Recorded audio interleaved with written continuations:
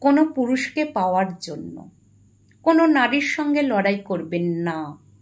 আবার রিপিট করছি, কোনো পুরুষকে পাওয়ার জন্য কোনো নারীর সঙ্গে লড়াই করবেন না।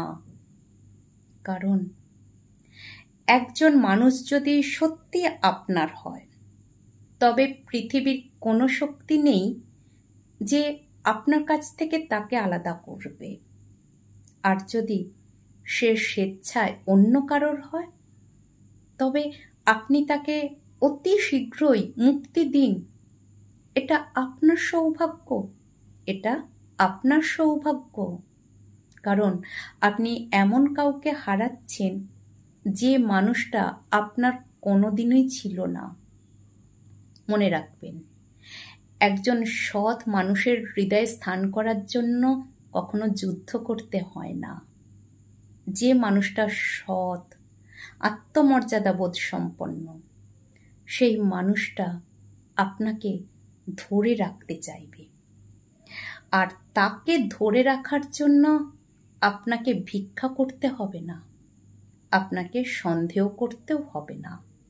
বরং সেই মানুষটা আপনাকে প্রতিদিন প্রমাণ দেবে তার জীবনে আপনি কতখানি মূল্যবান, তার জীবনে আপনি কতখানি মূল্যবান।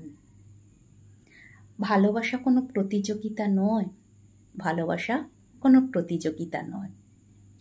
এখানে যুদ্ধ করতে হয় না। ভালোবাসার জন্য কোনো মানুষের সঙ্গে যুদ্ধ করতে হয় না। ভালোবাসা হয় স্বাভাবিক দুটো হৃদয়ের অনুভূতি, যেখানে নিরাপত্তা এবং নিশ্চয়তা থাকে।